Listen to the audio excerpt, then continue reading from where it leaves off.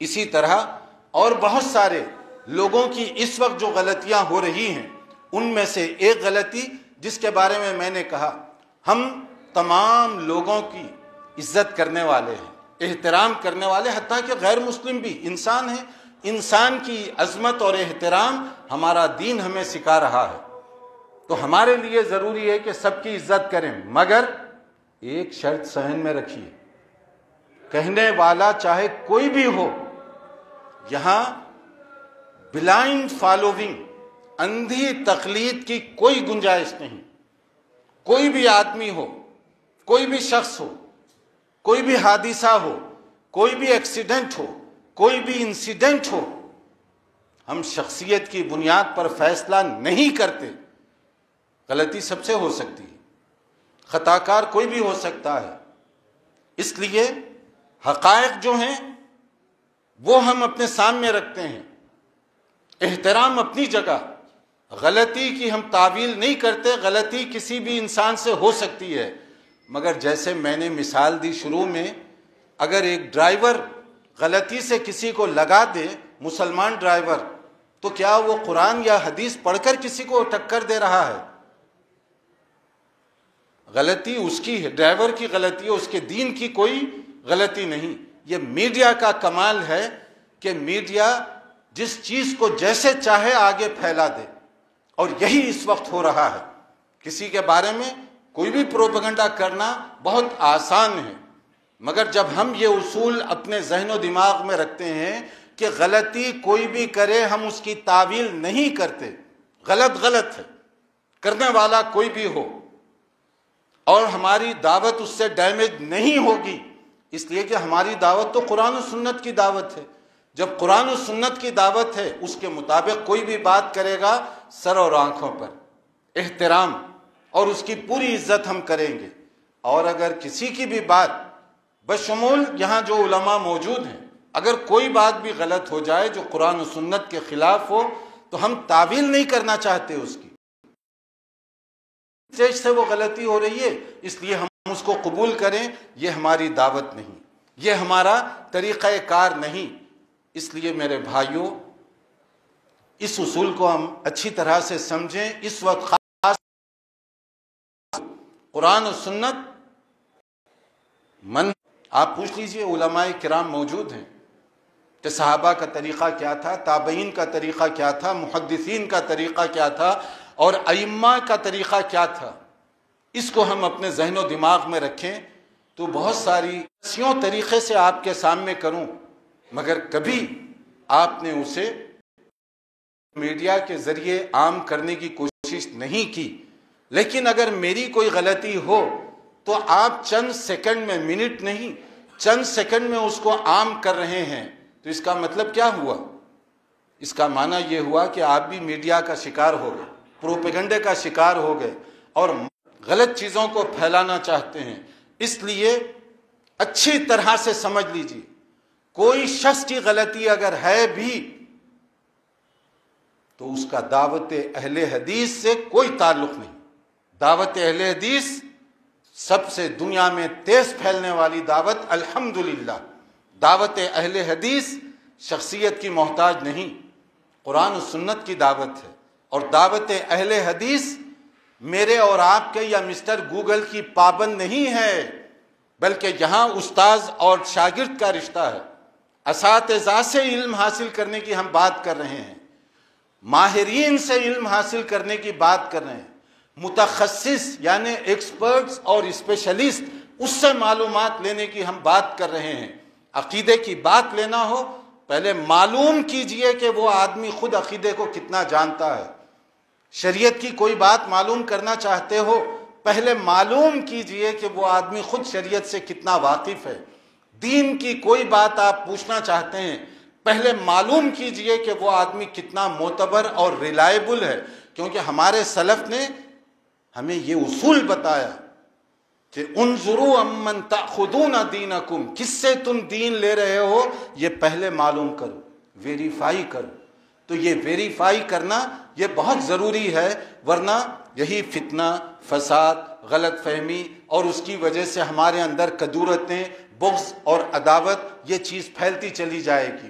تو میں یہاں پر ان ساری گزارشات کے بعد ایک بات کرنا چاہوں گا کہ اگر ہم یہ چاہتے ہیں قرآن کی دعوت عام ہو، ہم یہ چاہتے ہیں سنت پھیلے، اور ہم یہ چاہتے ہیں کہ منہج سلف صالحین کے مطابق ہم عمل کریں، اور ہم یہ سمجھتے ہیں کہ اس وقت یہ صحیح دعوت بہت تیزی سے پھیل رہی ہے، تو کیا اس پھیلنے والی دعوت کے ہمیں دست و بازو نہیں بننا چاہیے؟ میں آپ سے پوچھ رہا ہوں، کیا اس پھیلنے والی دعوت کے ہمیں بھی دست و بازو بننا چاہیے؟ اگر قرآن و سنت کی دعوت کو پھیلنے اور پھیلانے میں ہمیں بھی اس میں حصہ لے، کیونکہ دعوت ہمارے بغیر بھی پھیل کر رہے گی، کیونکہ یہ اللہ کا دین ہے، اللہ تعالیٰ پھیلائے گا، مگر یہ ہماری سعادت ہوگی، دین پر احسان نہیں، ہماری سعادت ہوگی پھیلتے ہوئے دین کے ہم بھی حصے دار بن جائیں۔ تو کیا پھیلتے ہوئے دین میں رکاوٹ بننا یا رکاوٹ بنانا کوئی اچھی بات ہوگی؟ آپ جو دعوت پھیل رہی ہے اس کے حصے دار بنیے، اور جو آدمی بھی خیر کی بات پھیلانا چاہتا ہے اس کے سپورٹر بنیے، اور جو آدمی بھی دین کی صحیح دعوت صحیح اصولوں کے مطابق پیش کر رہا ہے آپ اس کے ہم نوا بنیے۔ کوئی غلطی کر رہا ہے چاہے کوئی بھی ہو، اس کی تعویل کیے بغیر اس غلطی کو ریجیکٹ کر دیجئے، اسی میں ہمارے لیے خیر اور اسی میں ہمارے لیے بھلائی ہے۔ یہ میری چند گزارشات تھیں اس موقع پر، اور میں چاہتا تھا کہ یہ گزارشات آپ تک پہنچ جائیں تاکہ ہم بھی اس پھیلنے والی دعوت اور پھیلنے والی دینی جو باتیں اور مسائل ہیں اس کے حصے دار بن سکیں۔ میں شکر گزار ہوں اس پروگرام کے منتظمین کا، جنہوں نے انتہائی نازک حالات میں یہ چاہا کہ ہماری دعوت کیا ہے اس کو عام کیا جائے، تو اس لیے ہمیں کوئی ڈر یا خوف نہیں، بلکہ پورے اطمینان کے ساتھ دنیا کی تیز ترین پھیلنے والی دعوت یہ ہماری دعوت ہے، اور اس دعوت کے ہم حصے دار بنیں۔ اللہ ہمیں قرآن و سنت کی تعلیمات کو سمجھنے اور اس کے تقاضوں پر پورا اترنے کی توفیق عطا فرمائے، اور اللہ ہر قسم کی فتنے اور آزمائش سے ہم سب کو محفوظ رکھے، اور ہمارے دلوں سے کدورتیں، اگر کوئی اس طرح کی غلط فہمیاں ہیں تو اللہ تعالیٰ اس کو دور فرمائے۔ وآخر دعوانا ان الحمدللہ رب العالمین۔ السلام علیکم ورحمۃ اللہ۔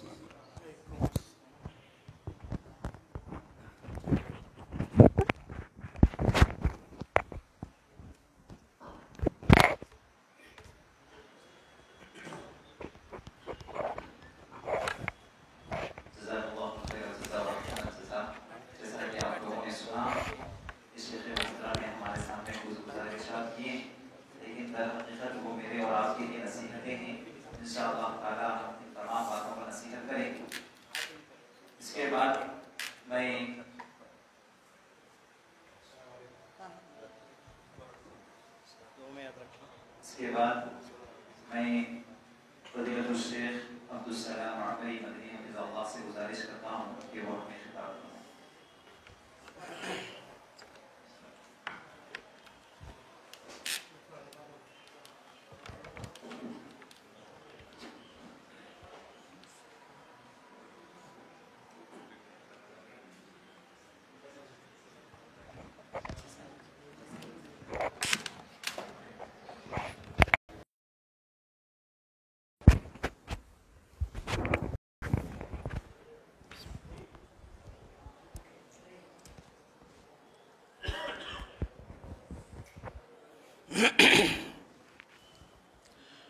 إن الحمد لله نحمده ونستعينه ونستغفره ونعوذ بالله من شرور أنفسنا ومن سيئات أعمالنا من يهده الله فلا مضل له ومن يضلل فلا هادي له وأشهد أن لا إله إلا الله وحده لا شريك له وأشهد أن محمدًا عبده ورسوله أما بعد فإن خير الحديث كتاب الله وخير الهدي هدي محمد صلى الله عليه وسلم وشر الأمور محدثاتها وكل محدثة بدعة وكل بدعة ضلالة وكل ضلالة في النار ومن يطع الله ورسوله فقد فاز فوزا عظيما. أعوذ بالله من الشيطان الرجيم. يا أيها الذين آمنوا اتقوا الله حق تقاته ولا تموتن إلا وأنتم مسلمون. یہاں جو احباب جمع ہیں، آپ لوگوں کی آمد ہمارے لیے عزت افزائی ہے، اللہ جزائے خیر دے. برادر عزیز کاظم، میں شکر گزار ہوں اس کا کہ ہمارے بھائیوں نے ہمارے پروگرام کو روک دیا تھا، اللہ ان کو جزائے خیر دے. تو ہم نہیں چاہ رہے تھے کہ جو وجے واڑہ سے سفر کر کے رات میں 4 بجے 12 ڈگری سردی میں 60 سالہ سعید ڈاکٹر سعید آئیں اور ان کے پروگرام کو ہم بغیر امت کو فائدہ پہنچائیں بھیجا دیں.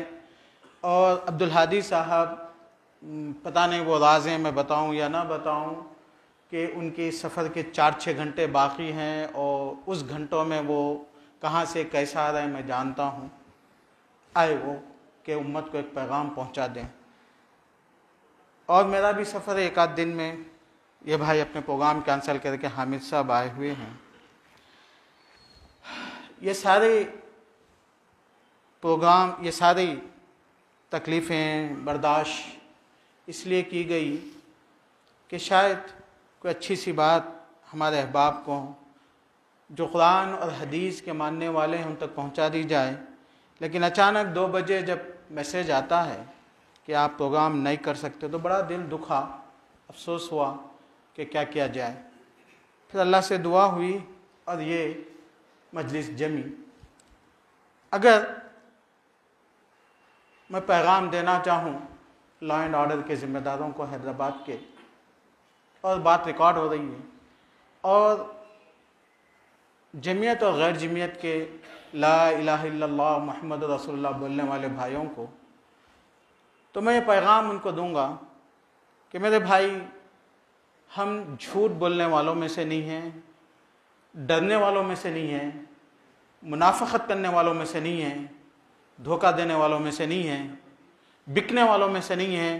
اللہ ہماری زندگی میں وہ دن نہ لائے کہ جس وقت ہم ہمارے دین کا، ایمان کا سودا کریں. وہ ہمارے زندگی کا آخری دن ہو جب اللہ تعالیٰ ہم کو اس پوزیشن میں لائے. آمین. تو ہم سودا کرنے کے لیے نہیں آئے، ہم ایک پیغام دینے کے لیے ہماری امت کو کہ جو حالات بنے ہوئے ہیں، اس حالات میں ہم لوگوں کو یہ بتانا چاہ رہے تھے کہ اہل حدیث مسلک کیا ہے اور اہل حدیث جمعیت کیا ہے. جمعیت اور جمعیت کے لوگ آتے جاتے رہیں گے، اٹھتے بیٹھتے رہیں گے، بکتے خریدتے جاتے رہیں گے، لیکن اہل حدیثیت باقی رہے گی. یہ قرآن حدیث کا اس کا تعلق ہے. یہ بتانے کے لیے ہم لوگ آئے تھے. ہم یہاں پہ کسی کو تکلیف دینے کے لیے نہیں آئے تھے. اگر ہم کو اس جہاں ہمارا پروگرام تھا وہاں بھی بٹھاتے تو یہی بات بولتے، اور آپ کے مرکز میں بھی بٹھاتے تو ہم آپ کو یہی بات بولتے. ہم کسی کے خلاف میں نہیں بولتے، جو قرآن و حدیث ہم کو سکھاتا وہی بولتے. تو میرا عنوان میرے دوست یہ ہے کہ اہل حدیث کون اور کیوں. اہل حدیث کون؟ سب سے پہلا مسئلہ یہ ہے، جب ہماری امت میں حنفیوں کو، شافیوں کو، مالکیوں کو، حنبلیوں کو، تبلیغ جماعت کو، MIM کو، جماعت اسلامی کو، اخوان المسلمین کو میرے بھائی سمجھتا ہوں. پورے ایمان کے ساتھ کہتا ہوں یہ بات، دھوکے کے ساتھ نہیں. ان سے ووٹ لینا نہیں ہے، نہ نوٹ لینا ہے مجھے ان سے. انہیں اپنا بھائی سمجھتا ہوں، لیکن اتنا ضرور جانتا ہوں کہ کہیں نہ کہیں وہ غلطی کرتے ہیں، تو وہ غلطی کی اصلاح کرنا میرا فرض ہے. تو وہ غلطی وہ جہاں بھی کرتے ہیں وہ ہم اس کا موازنہ قرآن اور حدیث سے کرتے ہیں. تو جہاں جہاں غلطی ہوتی ہے بولتے ہیں کہ بھائی دیکھو یہاں آپ سے ہماری غلطی ہے. ہماری دعوت یہ ہے کہ ہم اللہ رسول اللہ صلی اللہ علیہ وسلم کی بات کے سامنے کسی کی بات چاہے وہ کوئی بھی ہو ہم اس کو ترجیح نہیں دیتے. یہ آپ کی غلطی ہے تو بولے نہیں یہ ہماری پارٹی ہے، ہماری جماعت ہے، ہمارا امام ہے، ہمارے لیڈر ہے، ہمارا لٹریچر ہے، ہمارا اصول ہے، ہمارے بزرگوں کے 6 اصول ہیں، ہمارے پاس یہ ہے. تو ہم اس وقت کہتے ہیں کہ تم جب یہ ہو تو پھر ہم اہل حدیث ہیں. نہیں اگر آپ کہتے ہیں کہ ہم مسلمان ہیں تو پھر ہم بھی مسلمان ہیں. اگر آپ کہتے ہیں کہ آپ مسلمان تو پھر ہم بھی مسلمان. لیکن اگر آپ جب اپنے آپ کو قادری، چشتی، نقشبندی، سہروردی، رفاعی، صابری، اخوانی، جماعتی، داعشی، قادیانی، فار ایگزامپل بریلوی، صوفی کچھ آپ بولتے ہیں تو پھر میں سوچتا ہوں کہ صوفی کی نسبت اللہ کے رسول کی طرف نہیں ہے، نقشبندی کی نسبت رسول اللہ صلی اللہ علیہ وسلم کے پاس نہیں ہے، حنفی کی نسبت رسول اللہ صلی اللہ علیہ وسلم کی طرف نہیں ہے، شافعی کی صحیح غلط کی بات نہیں کر رہا ہوں، نسبت کی بات کر رہا ہوں میں. مجھے بعد میں آپ لوگ پریشان نہیں کرنا کہ بھائی یہ نسبت کی بات کر رہا ہوں میں، اللہ کے رسول صلی اللہ علیہ وسلم کی نسبت نہیں ہے. تو ہم نے کہا کہ بھائی ہماری نسبت رسول اکرم محمد صلی اللہ علیہ وسلم کے اقوال کی طرف، باتوں کی طرف اور قرآن کی طرف ہونی چاہیے. اسی لیے ہم لوگوں نے اہل حدیث کے لفظ کو اپنا لیا. یہ کوئی نیا لفظ نہیں ہے، یہ کوئی نیا لفظ نہیں ہے. جس دن سے حدیث لکھی گئی اس دن سے حدیث کے لیے ٹائم نکالنے والے، یاد کرنے والے، سفر کرنے والے، قربانیاں دینے والے، احمد بن حنبل کا نام سنا نا اپنے، حدیث کے خاطر جان دینے والے، ان لوگوں نے ہر چیز کو چھوڑا، اللہ کے رسول کی بات کو پکڑا، چھوٹی ہو یا بڑی ہو، قربانی دی، تو وہ لوگ اہل حدیث کہلائے. اس کے بعد آنے والے ہم جیسے کمزور، ناتوان، نا علم، کمزور، ہم اتنی حدیثیں یاد تو نہیں کر سکے، لکھ تو نہیں سکے، سفر تو نہیں کر سکے، لیکن ہم بولے کہ آپ نے جو حدیثیں لکھ دی ہیں یا ایک جو ریکارڈ کر دیا ہے، ہم اس پہ کم از کم عمل کرتے ہیں، ہم آپ کا سپورٹ کرتے ہیں. آپ کا جو عقیدہ ہمارا بھی وہی عقیدہ، آپ کا جو طریقہ ہمارا بھی جو طریقہ. تو اسی لیے ہم لوگ کیا کہلائے؟ اہل حدیث کہلائے. موٹی موٹی باتیں کر رہا ہوں میں، یہی باتیں میں وہاں جمعیت میں بھی جا کے کر دیتا، لیکن میرے بھائی جمعیت کے بھائیوں نے اور غیر جمعیت کے بھائیوں نے ہمارے پروگرام کو روک دیا. افسوس، کم از کم اگر آپ لوگ نہیں روکتے تو شاید آپ بھی اجر میں شریک ہو جاتے. یہی بولتا میں وہاں جا کے بھی. یہاں پہ ہمارے پاس جماعت بعض دفعہ ٹوٹتی بکھرتی، ایسا ہوتا. تو ایک دو پروگرام میں مجھے آنے کا موقع ملا تھا، تو لوگوں نے مجھے، یہاں کے لوگوں نے، باہر کے لوگوں نے کہا کہ بھائی تم وہ لوگوں میں کیوں جا رہے ہو جو ہمارے جماعت سے اختلاف ہے.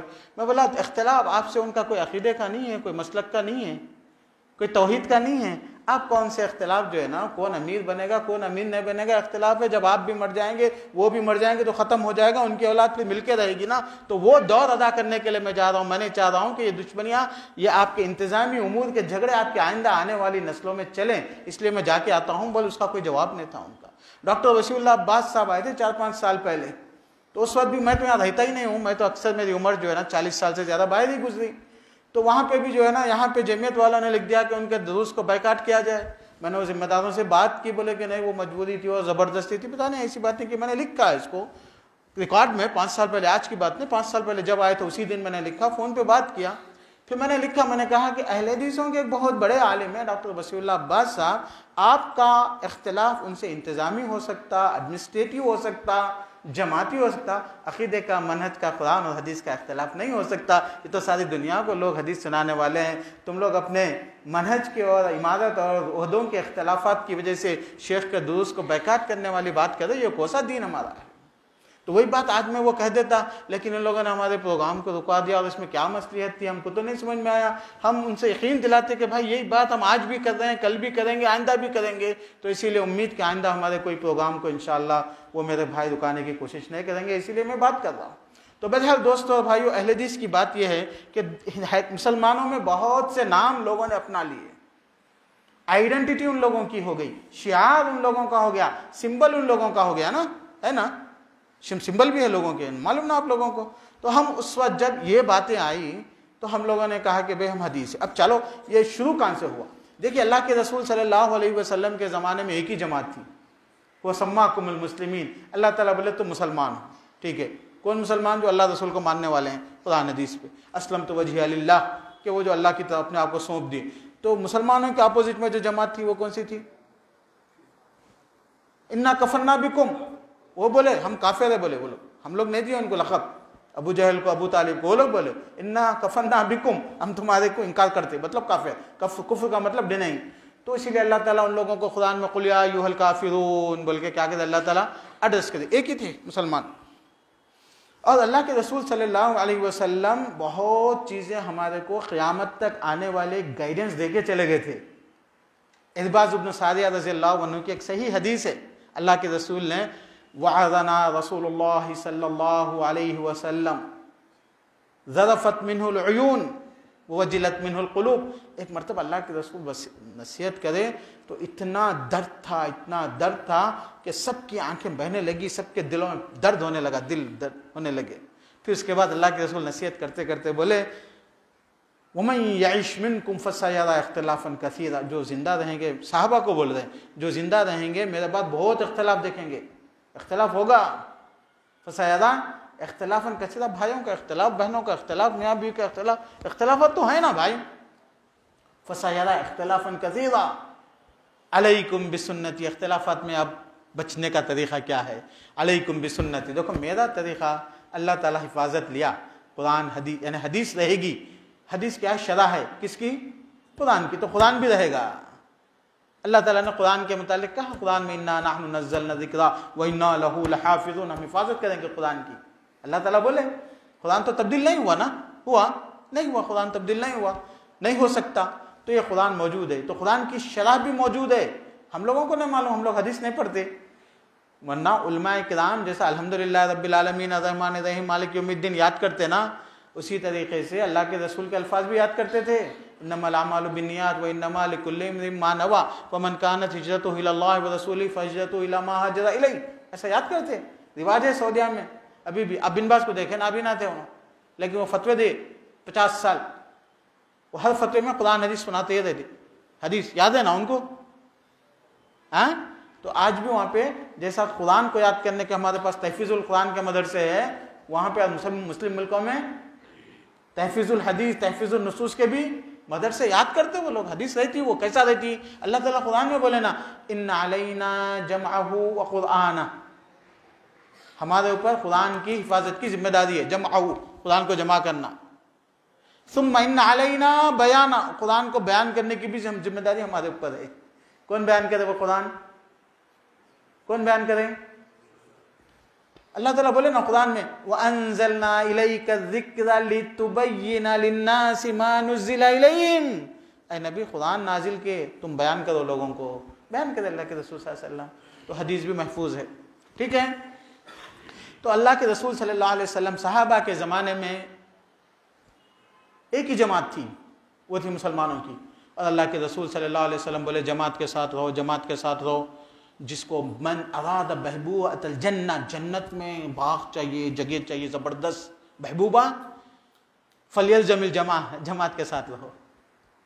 علیکم بالجماع، تم جماعت کے ساتھ رہو. یہ اللہ کے صلی اللہ علیہ وسلم کا حکم ہے. تو کون سی جماعت؟ اللہ کے رسول بولے سو کون سی جماعت؟ جماعت اسلامی، تبلیغی جماعت، نقشبندی، کون سی جماعت؟ ہاں، ارے وہ زمانے میں کون سی جماعت تھی یار وہ؟ ہاں، اب اللہ کے رسول کے زمانے میں جو جماعتیں نہیں تھی وہ تو نہیں بولے نا اللہ کے رسول، جو تھی جماعت اس کو بولے. وہ کون سی جماعت تھی؟ مسلمان ان کا نام تھا، صحابہ کی جماعت تھی. اسی لیے اللہ کے رسول حدیث سے بولے، کیا بولے؟ علیکم بسنتی وسنت الخلفاء الراشدین، خلفاء راشدین کو پکڑو، صحابہ کو پکڑے رکھو. تو صحابہ کی جماعت، مان لیے بات؟ سمجھ میں آ گئی یہاں تک؟ اب آگے چلنا. نہیں سمجھ میں آتی، رک جاتا ہوں میں. یہی بولتے تھے ہم لوگ وہاں جا کے اردو گھر میں بھی، جہاں ہمارا پروگرام کینسل کر دیا لوگ، پتہ نہیں ان کو کیا تکلیف تھی. یہ بات ہم وہاں بھی بولتے تھے، وہی بات، کم از کم ان کو اجر تو بھی مل جاتا سنتے تو بیچاروں کو، لیکن روک دیے. قیامت میں اللہ کے پاس گواہی مل گئی کہ چلو حق کو روک دیے بول کے. اسی لیے جماعت اہل حدیث زندہ رہے گی، اہل حدیث مسلک رہے گا، اہل حدیث پیغام رہے گا، قرآن حدیث رہے گا. یہ عہدوں پہ بیٹھنے والے، جمعیتیں بنانے والے جاتے رہیں گے، اور جانا بھی چاہیے، ان لوگوں کو کوئی فائدہ نہیں ہے جب وہ حق کی بات نہیں کر سکتے. تو بہرحال اللہ کے رسول صلی اللہ علیہ وسلم کے زمانے تک یہ بات تھی، کوئی اختلاف نہیں تھا. بعض دفعہ اختلافات ہوئے تو ان لوگ کیا کریں؟ اب مثال کے طور پر یہاں پہ آج کے زمانے میں کوئی بھی جماعت لے لو، تبلیغی جماعت، چھلا نکو کر بھائی بولو تو لڑنے آ جاتا ہوں. جماعت اسلامی ہے، ارے اسلامی حکومت کی بات نکو کرو یار، اللہ کے رسول صلی اللہ علیہ وسلم توحید کی بات کرو تو لڑنے آ جاتا ہوں. نقش بندی کو بولے ارے یہ نہیں کرنا، ارے بھائی یہ رجب کے کنڈے، قادری کو بولے، وہ کیا تو بھی بولے، جو بھی بولے لڑنے آ جاتا ہوں. آتا نہیں آتا اختلاف، ناراض ہو جاتا. تو مطلب یہ لوگ غلطی پہ. کیوں غلطی پہ ہے؟ اس لیے کہ میں سناتا ہوں آپ کو. اللہ کے رسول صحابہ کی اتباع کرو بولے، قرآن میں اللہ تعالیٰ بولے، بہت آیتیں ہیں صحابہ کی اتباع کرو بول کے، ہے نہیں ہے؟ والسابقون الاول، چھوڑو پوری آیت، ایک ہی آیت بیان کر دیتا ہوں. اور تم لوگ شیعہ علاقے میں رہتے، تم لوگوں کو تو معلوم ہونا چاہیے بات. قرآن میں اللہ تعالیٰ صحابہ کا بہت ذکر کیا. صحابہ جنتی ہے بول کے بولے، رضی اللہ عنہم ورضوا عنہ، اللہ تعالیٰ بولے. تو صحابہ سے اللہ تعالیٰ خوش تھے، تھے نہیں تھے؟ ارے جلدی بولو بھائی. صحابہ سے اللہ تعالیٰ خوش تھے. کئی کہ وہ لوگ بہت خوبصورت تھے بول کے, ہاں باڈی بلڈرز تھے وہ لوگ, ہاں پیسے والے تھے, جمعیت اہل حدیث کے ممبر تھے, کیا تھے, کیوں تھے, اللہ تعالیٰ ان سے راضی کیوں تھے؟ ان کے ایمان اور عمل کی وجہ سے. جب ان کے ایمان اور عمل کی وجہ سے اللہ تعالیٰ ان سے راضی تھے تو ہم لوگوں کو بھی جنت میں جانے کے لیے کیا کرنا ہے؟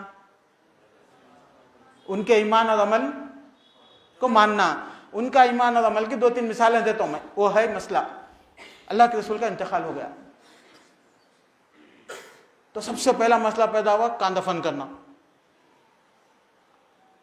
اب ارباں ہیں, ارباں معلوم آپ لوگوں کو قبائل کا سسٹم ان کے پاس کیسا ہے, قبیلے کا. مر سکتے لیکن اپنے قبیلے کو نہیں چھوڑ سکتے ان لوگ, صحیح ہے نا.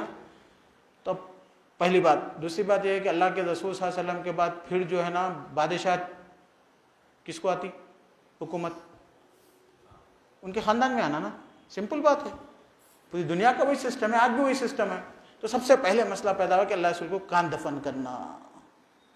جب مسئلہ پیدا ہوا تو لوگ پریشان تھے. صحابی روایت کرے کہ انبیاء کو وہیں دفن کیا جاتا جہاں ان کی موت ہوتی. سب کی زبانیں بند. کیا ہو گئی؟ یہ صحابہ کا طریقہ. ہمارا بھی طریقہ یہی ہونا چاہیے. تبھی ہم لوگ کیا ہے, صحابہ والے. وہ صحابہ والوں کے پاس اہل حدیث کا نام کیسا ہے میں بعد میں بیان کرتا ہوں. یہ طریقہ ہو گیا صحابہ کا. ایک مثال بس, میں اور دینا مثال, اور ایک مثال. اللہ کے رسول کو انتقال کے دفن کرنے کے بعد انصار جمع ہو گئے. بولے ہم لوگ خون دیے, اتنی قربانیاں دیے, جنگیں لڑے, سب کچھ ہوا, کیا ہوا, پریشان ہو رہے آپ لوگ؟ کچھ بھی نہیں, اچھا ٹھیک ہے. تو ہم لوگ جنگ کرے تو اللہ کے رسول کے بعد خلیفہ کون ہوں گا, مطلب سکسیسر جس کو بولتے, بادشاہ کون بنے گا؟ تو انصار بولے ہم لوگ اتنی محنت کرے, تم لوگ تو بھگ کے آ گئے تھے وہاں سے. ایسا نہیں بولے وہ لوگ, مطلب تم لوگ تو مہاجر ہے. بے ادبی کی بات نہیں کرے, میں اردو زبان میں بول دیا, معاف کرنا. تم لوگ تو وہاں سے آ گئے, ہم لوگ اصل لوگ ہیں. خلیفہ کون بنیں گے؟ انصاریوں میں سے بنیں گے. ابو بکر کو معلوم ہوتا, ارے وہاں پہ لوگ جمع ہو گئے, اختلاف ہوتا, چلو بول کے ابو بکر, عمر, ابو عبیدہ, 3 بڑے صحابہ موجود تھے, آ جاتے.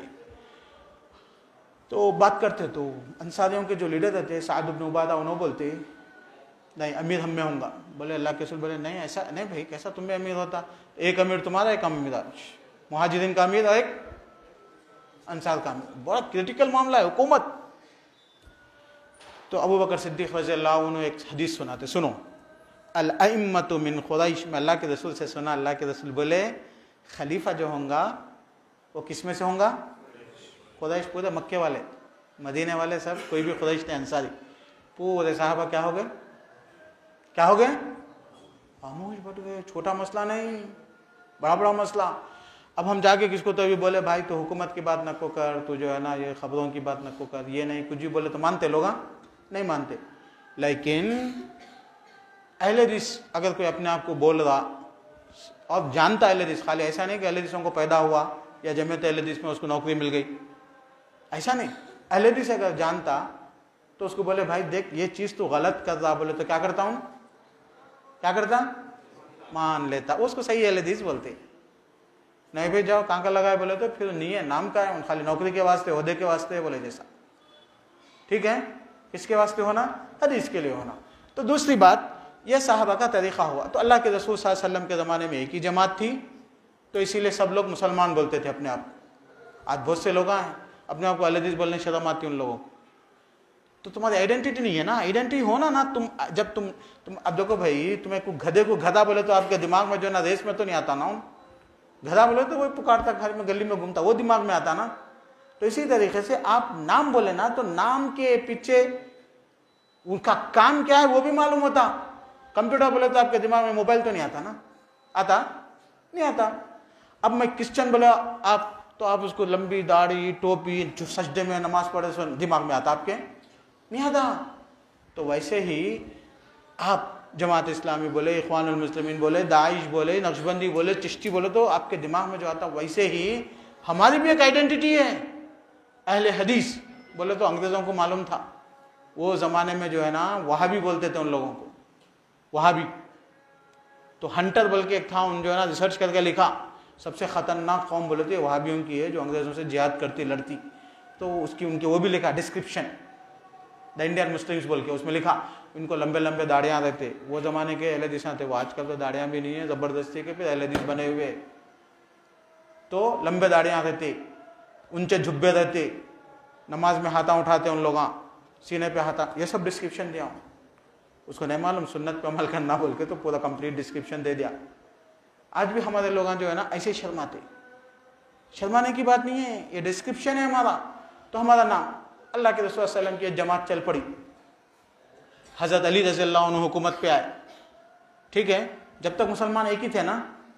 حضرت علی کے زمانے میں حضرت علی جب خلیفہ بنے تو معاویہ رضی اللہ عنہ بولے نہیں نہیں نہیں نہیں، تمہارے پاس عثمان رضی اللہ عنہ کو قتل کرنے والے سب تمہارے انڈر میں ہیں، میں بیعت نہیں کرتا ان کو، سب کو قتل کرنے کے بعد ہی میں بیعت کرتا ہوں، سزا دینا ان کو. تو حضرت علی بولے ارے کیسا بھائی، اتنے لوگوں کو میں اچانک کیسا قتل کرتا ہوں، پہلے اپن مل جائیں گے. بولے نہیں، پہلے انہوں قتل. اختلاف ہوا ان لوگوں کا. تو اختلاف عقیدے کا تھا، قرآن کا تھا، حدیث کا تھا، مسلک کا تھا. کیا اختلاف تھا یہ؟ ہاں، پولیٹیکل اختلاف تھا. حضرت معاویہ رضی اللہ عنہ کبھی نہیں بولے علی غلط ہے بول کے، علی کا فتویٰ غلط بول کے، بلکہ حضرت معاویہ علی کے فتوے لیتے تھے. ضرورت پڑی تو ان لوگوں سے کنٹیکٹ کرتے تھے. نماز بھی لڑتے تھے، مل کے پڑھتے تھے. جماعت ایک ہوتی تھی. دن میں لڑے اختلاف میں، رات میں نماز پڑھنا ہے تو ایک ساتھ پڑھتے تھے. تو پولیٹیکل اختلاف تھا. وہ پولیٹیکل اختلاف میں مسلمانوں کی دو جماعتیں بنی. اس کے بعد کیا ہوا، ایک تیسری جماعت بنی، وہ ریلیجیس جماعت بنی. انہوں بولے کہ معاویہ بھی غلط، علی بھی غلط، قتل کرنا ان کو. بول کے حضرت علی کو قتل کر دیے. ان کو کیا بولتے؟ خوارج بولتے، ریبل، گورنمنٹ کے خلاف میں. بعد میں ان کا عقیدہ بھی بنتا.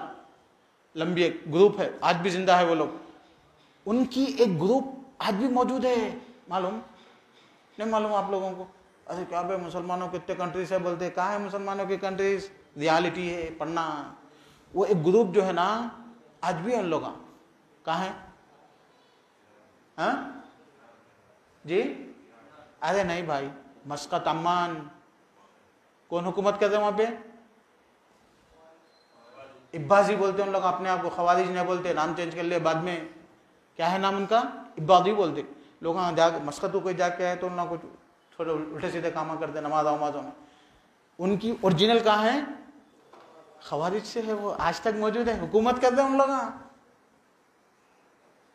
تو اس کا انفلوئنس رہتا. بہرحال جب خوارج پیدا ہوئی تو ایک مسلمانوں کا ایک گروپ خوارج بولے. خوارج کیا بولے؟ حضرت علی کافر ہے بولے. تو علی کے چاہنے والے کیا ہو گئے؟ ان لوگ تیش میں آ گئے. علی خدا ہے بول کے شروع کر دیا ان لوگ. یا ایک علی آل بیت ہے وہ ہے بول کے شروع کر دیا. وہ لوگ شیعہ کہلائے. شیعہ ہو گیا، خوارج ہو گئے.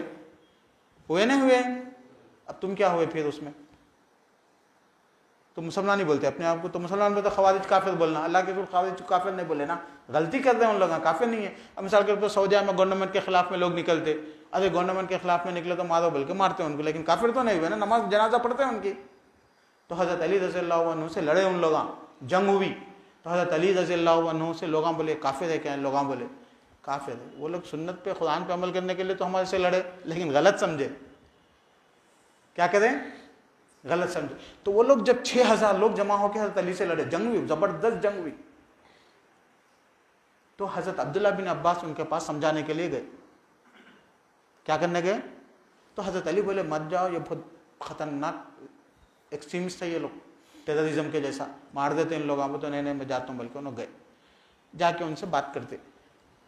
سب سے پہلا سوال ان سے کرتے، تم لوگوں کو حضرت علی جو اللہ کے رسول کے داماد ہے، صحابہ ہے، پورے صحابہ حضرت علی کے ساتھ ہے، تم لوگوں کو ان سے دشمنی کیا ہے؟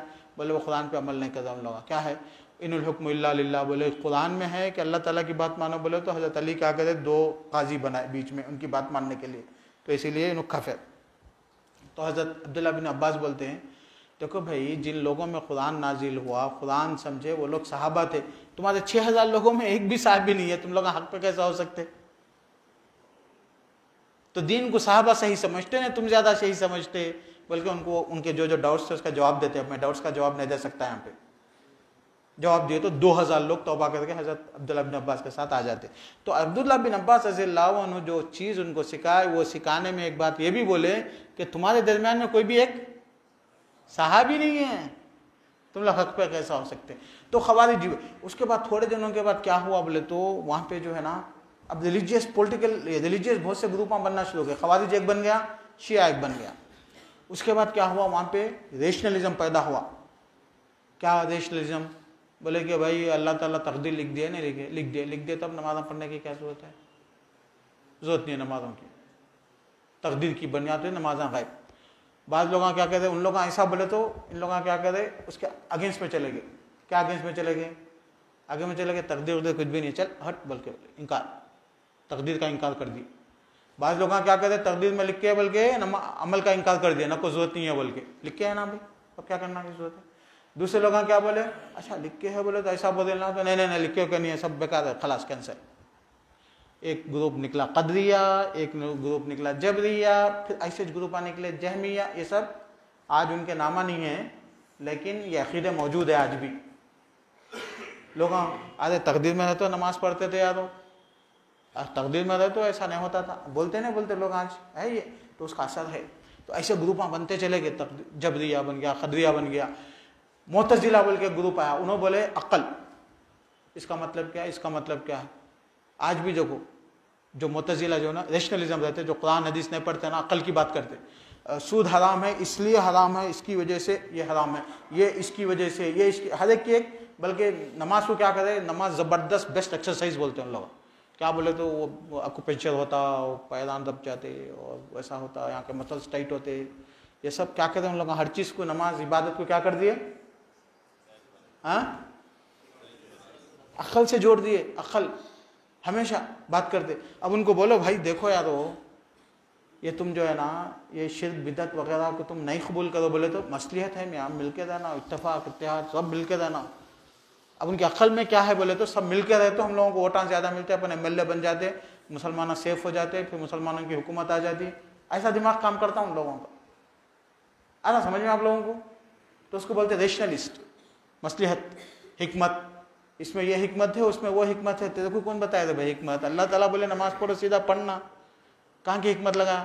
اب حکمت چینج ہو گئی تو دیکھیں آپ لوگ کیا کرتے بولے تو حکمتاں بیان کرتے یہ رہتے, وہ حکمت کو ایک سیکنڈ میں الو بنا دے سکتے. کوئی سامنے والا چالاک رہا تو انہوں کیا بولتے, حجاب کے اتنے فائدے ہیں, حجاب کرنے سے جو ہے نا عورت کا وہ بن کے رہتا, یہ بن کے رہتا, وہ چھپ جاتا, یہ چھپ جاتا. بچے بغیر حجاب کرتے ہو جو ہے نا عورت کو لوگ بچے چھیڑتے, وہ چھوڑتے, یہ کیا کیا بولتے ہیں نا. اگر کوئی ہمارے جیسا چالک بیٹھا, نہیں وہ بلیک کلر میرے کو بہت پسند ہے, بچے بلیک کلر پہنے تو میں بہت اٹریکٹ ہوتا ہوں, بولے تو کیا جواب دیتے آپ؟ تمہاری حکمت پوری مٹی میں مل کے گئی نا. ایسا نہیں بولنا, سیدھا بولنا, بھائی دیکھ میں اللہ پہ ایمان لاتا ہوں, رسول اللہ پہ ایمان لاتا ہوں, تو ثابت کر دے اللہ رسول غلط ہے بول کے. اب ان پہ میں ایمان لایا نا, انہوں بولے حجاب کرو, بلکہ میں کر رہا ہوں, مسئلہ ختم. اللہ سور حرام ہے, وہ سور کے گوشت میں یہ رہتا, وہ رہتا, یہ کیڑے نکلتے, وہ نکلتے, وہ کیا کی بولتے. ٹھیک ہے, اس کے بعد سائنس ثابت کرتی ہے اس کا فائدہ ہے بولے تو سور حلال. کیونکہ وہ لوگ بولے سو چیز کو لے کے آپ بول رہے, آپ تو نہیں ریسرچ کر دینا. ایسا اس کو بولتے ہاں ریشنل. اس کو عربی میں کیا بولتے ہیں؟ رائے بولتے. رائے بولے تو اوپینین, اہل رائے ہو گئے. ایسے بہت گروپ پیدا ہوئے, میں گن سکتا ہوں آپ کو. اللہ کے رسول بولے نہیں, ایک حدیث کیا بولے, یہودی 71 گروپ میں کیا ہوئے, افترقت الیہود 71 فرقہ وافترقت النصارى 72 فرقہ وستفترق امتی علی 73 فرقہ. یہ امت 73 گروپ میں تقسیم ہوگی. بولے اللہ کے رسول تقسیم ہوگی وہ تو کافر ہو جائے گی. نہیں, بولے اللہ کے رسول کافر نہیں ہے, ان لوگ بھٹکے ہوئے ہیں. آیا سمجھ میں؟ کلھا فی النار, سارے جہنم میں جائیں گے. مطلب کافر ہو کے نہیں, گناہ کی وجہ سے, یہ بدعت کی وجہ سے, یہ تفریق کی وجہ سے, اس کی وجہ سے. لیکن اللہ تعالیٰ پھر نیکیوں کی وجہ سے کسی وجہ سے معاف بھی کر سکتے. جیسا کہ جو ہے نا لا يدخل جنت نمام, چغل خور جنت میں نہیں جاتا, بولے تو نہیں جاتا ہوں, اتنے گناہ کرتا ہوں, لیکن توبہ استغفار کی وجہ سے اللہ روک سکتے ہیں نا. ایسا تو بہرحال یہ 73 گروپوں میں سے اللہ کے صلی اللہ علیہ وسلم بولے کہ الا واحدہ, ایک ہے. کون ہے؟ ما انا علیہ الیوم واصحابی، صحابہ کے طریقے پہ رہنا. صحابہ کا طریقہ میں آپ لوگوں کو سکھا دیا. کیا ہے صحابہ کا طریقہ؟ پوچھتے ان لوگوں کیا ہے بھائی، قرآن میں کیا، حدیث میں، مان لینا. اس کو بولتے صحابہ کا طریقہ. تو یہ اصحاب الرائے، یہ قدریہ، یہ جبریہ، یہ چشتیہ، یہ کیا کیا کہ نامہ جب پیدا ہوئے تو یہ سب نامہ جو ہے نا کوئی بھی حدیث کی طرف، اللہ کے رسول کی طرف نہیں ہے نہیں. تو ہم لوگ کیا کرتے، کس کی طرف جاتے؟ بھائی اللہ کیا بولے، سب سے پہلے رسول اللہ صلی اللہ علیہ وسلم کیا بولے، اور اللہ رسول اللہ صلی اللہ علیہ وسلم کی باتوں کی روشنی میں صحابہ کیا تشریح کرے، اس کو منہج بولتے، مسلک منہج ہمارا جو بولتے. تو یہاں پہ ہمارا نام پڑا اہل الحدیث. احمد بن حنبل کا اتنا بڑا قصہ سنے نے، بہت بڑے محدث تھے، امام بخاری کے، امام مسلم کے استاد تھے. ان سے پوچھے کہ وہ اللہ تعالیٰ کے رسول صلی اللہ علیہ وسلم بولے نا ایک فرقہ جو ہے نا نجات پانے والا ہے، وہ کون ہے پوچھے. تو احمد بن حنبل بولے اگر وہ اہل حدیث نہیں ہے تو پھر کون ہے میں کو نہیں معلوم. مطلب یہ ہے اہل الحدیث. تو میرے دوست اور بھائی، عمل کی کوتاہی صحیح ہے، یہ کوتاہی بہت لوگوں میں پائی جاتی ہے، لیکن یہ ہے کہ ہمارا عقیدہ جو عقیدہ صحابہ کا تھا، تابعین کا تھا، وہی عقیدہ ہونا چاہیے. اور عمل کی کوتاہی کی توبہ استغفار کے ساتھ ساتھ سنت پہ باقی رہنا، سنت کی محبت کرنا، سنت کے طریقے پہ رہنا، اس کو کہتے ہیں اہل حدیث. ٹھیک ہے، یہ ہے اہل حدیث کا نام. میرے خیال میں ٹائم ختم ہو رہا تو اسی لیے میں تھوڑا شارٹ کر دے رہا ہوں. ٹھیک ہے، اہل حدیث کون، یہ سمجھ میں آ گیا آپ لوگوں کو. کیوں اہل حدیث؟ اہل حدیث کیوں؟ اس لیے کہ سارے گروپس ان کا اپنا ایک کچھ نہ کچھ ان کی ایک بیسس پرنسپل رہتا جس کو اپناتے. وہ پرنسپل جو نا قرآن حدیث کے خلاف میں رہتا. اسی لیے ہم لوگ کیا کرتے ہیں، نہیں مانتے اس چیز کو. جو لوگ حنفی ہیں وہ لوگ کیا کہتے ہیں، بھائی ہم جو ہے نا امام ابو حنیفہ رحمۃ اللہ علیہ کس تقلید کرتے، دوسروں کی بات نہیں لیتے. سیدھا بولتے ہیں ان لوگ، لکھ کے ان کے کتابوں میں. ہم بولتے نہیں بھائی، امام ابو حنیفہ رحمۃ اللہ علیہ کو بھی ہم بہت بڑے امام مانتے، لیکن بہت ممکن ہے، امام ابو حنیفہ خود بھی بولے میری بات جو ہے نا حدیث کے خلاف میں تو نہیں لینا. بولے بہت ممکن ہے کہ ان کا کوئی نہ کوئی اوپینین حدیث کے خلاف میں رہتا، ہم نہیں لیتے. مثال دینا، نہیں دینا؟ ہاں، ایک مثال دے دیتا ہوں. صحیح حدیث میں ہے لا نکاح الا بولی، کوئی بھی عورت گارڈین کے بغیر نکاح نہیں کر سکتی. یہ ہے، امام ابو حنیفہ بولے کر سکتی، بلکہ حدیث کو انکار نہیں کرے. انہوں کیا بولے، وہ حدیث کا کیا تو بھی مطلب رہیں گا. دیکھو بھائی، ایک عورت جو ہے نا سونا خریدتی سونا بیچتی، جائز ہے نہیں ہے؟ گھر خریدتی گھر بری بیچتی، جائز ہے نہیں ہے؟ جائز ہے. تو ایسے ہی ان جو ہے نا اپنے لیے ایک شوہر کو انتخاب کرتی ہے، تو کیا برا کر دی، اس کی اپنی ذات کے لیے کر دینا. تم لوگ بلڈنگ میں اجازت دیتے، سونے میں اجازت دیتے، ہر جگہ دیتے، تو یہ تو اس کا اپنا زندگی اور موت ہے نا. ایسا بولے انہوں. ہم لوگ بولے وہ بات کی بات، بحث بات کی بات ہے، اللہ کے رسول بولے نہیں بولے، ہاں اسی لیے غلط ہم چھوڑے. اب حنفی لوگوں کو بولتے تو فتوے دیکھو، دیوبند کے فتوے وغیرہ میں بولتے نہیں وہ چل جاتی شادی بولتے ہو. ایسا ہے، یہ ہے فرق. الحمدللہ اللہ تعالیٰ امام ابو حنیفہ رحمۃ اللہ علیہ کی مغفرت فرمائے. بہت بڑے امام تھے، بہت بڑے عالم تھے، لیکن ایک مثال دیا میں، ایسے بہت مثالیں میں دے سکتا ہوں. تو ہم لوگ بولتے ہیں نہیں ایسا ہوتا. تو اسی لیے سب سے زیادہ فضیلت کی بات یہ ہے کہ ہم حدیث کا نام لینا، حدیث کے نام پہ زندہ رہنا، اور حدیث کے مسلک پہ باقی رہنا، اور قرآن، حدیث، صحابہ، علماء، یہ ہے نا بات. تو اللہ کے رسول صلی اللہ علیہ وسلم جو جماعت کے ساتھ رہو بولے نا، تو وہ جماعت جو ہے نا، آپ امیر میں جماعت بول کے بنا لیے تو جماعت نہیں بولتے اس کو، جماعت بولتے ما وافق الحق، صحابہ کی جماعت جو حق پہ تھی. آج بھی جو آدمی حق کی موافقت کرتا وہ جماعت ہے.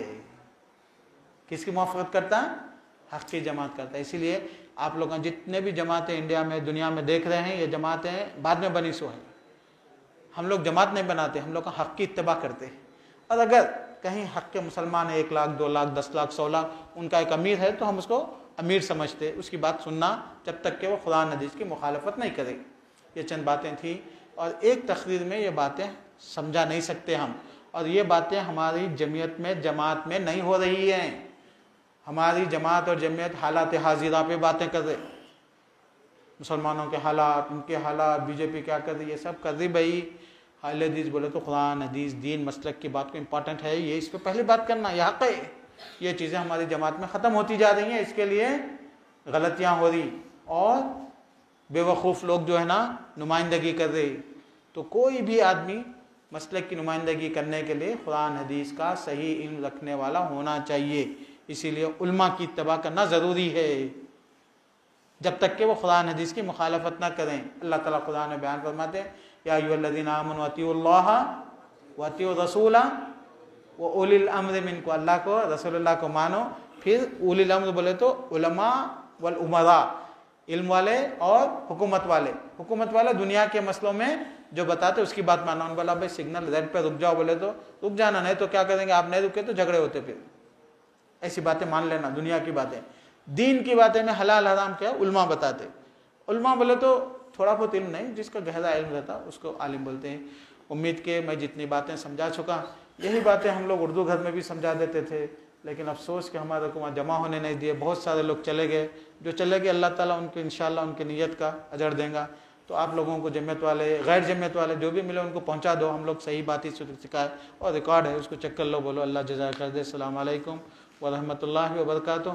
مولانا حامد مدنی صاحب کے لیے میں مختصر کر دیا پروگرام، یہ بھی بیان کریں گے، پورا سن کے جائیے آپ. جزاک اللہ خیر. بارک اللہ.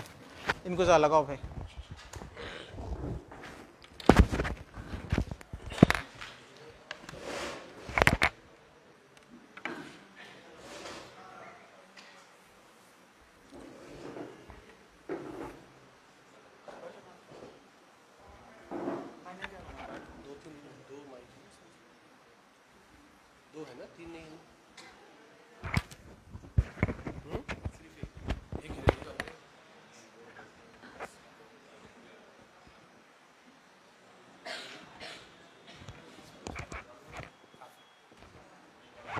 السلام عليكم ورحمة الله وبركاته. الحمد لله وحده والصلاة والسلام على من لا نبي بعده وأشهد أن لا إله إلا الله وحده لا شريك له وأشهد أن محمدا عبده ورسوله أما بعد. محترم شیخ عبدالسلام مدنی حفظہ اللہ اور یہاں پر مجلس میں بیٹھے شہر کے مختلف علماء کرام، بزرگان دین، نوجوانان اسلام اور مشاہدین اور مشاہدات، اللہ رب العالمین کا شکر اور احسان ہے کہ اس مجلس میں حاضر ہو کر کے بڑے علماء کرام سے بہت کچھ سیکھنے کو ملا. ڈاکٹر سعید احمد عمری مدنی حفظہ اللہ کا خطاب تھا، اس کے بعد شیخ عبدالہادی مدنی کا، اس کے بعد شیخ عبدالسلام مدنی حفظہ اللہ کا. میں ایک طالب علم ہوں. ان سارے خطابات سے مجھے بہت سارے فوائد ہوئے، آپ کو تو ضرور بضرور فوائد ہوئے ہوں گے. اللہ سبحانہ وتعالیٰ سے دعا ہے کہ العالمین تو ہمیں ان کی باتوں پر صحیح طور پر غور و فکر کرنے کی توفیق عطا فرمائے، اور جو عمل والی باتیں ہیں انہیں اپنے عمل میں لانے کی توفیق عطا فرمائے. میں انشاءاللہ 10-15 منٹ میں اپنی بات رکھنے کی کوشش کروں گا کیونکہ وقت بہت زیادہ ہو گیا ہے. لوگوں کا خیال رکھتے، لوگوں کو رعایت کرتے اچھا. تو انشاءاللہ مختصر طور پر میں اپنی بات رکھنا چاہوں گا. میرا جو عنوان ہے، موضوع ہے، وہ ہے علماء کی عظمت یا وارثین انبیاء کی عظمت. اس حوالے سے میں دو چند باتیں آپ کے سامنے رکھنے کی کوشش کروں گا. دیکھیں اللہ سبحانہ وتعالیٰ نے فرمایا سورہ حج کے اندر ذَلِكَ وَمَن يُعَظِّمْ شَعَائِرَ اللَّهِ فَإِنَّهَا مِن تَقْوَى الْقُلُوبِ، کہ جو لوگ بھی اللہ رب العالمین کے شعائر کی تعظیم کرتے ہیں یہ ان کے تقوی کی نشانی ہے کہ ان کے دلوں کے اندر تقوی ہے، ان کے دلوں کے اندر ایمان ہے. اللہ کی شعائر کی تعظیم، شعائر کہتے کس کو ہیں؟ شعائر یہ شعیرہ کی جمع ہے، اور شعیرہ کی تعریف میں مفسرین کے مختلف اقوال ہیں، لیکن خلاصے کے طور پر اگر ہم مختصر سے الفاظ میں شعیرے کو سمجھنا چاہیں تو اس طور پر سمجھ سکتے ہیں کہ اسلام کا وہ حکم جو اسلام کی شناخت ہو، اسلام کی پہچان ہو، اسلام کی علامت ہو. مثال کے طور پر سورہ حج میں جہاں پر شعائر کا تذکرہ ہوا ہے وہاں پر حج کا تذکرہ ہے اور قربانی کا تذکرہ ہے. تو حج کرنا، قربانی کرنا یہ اسلام کی علامات میں سے بہت بڑی علامت ہے.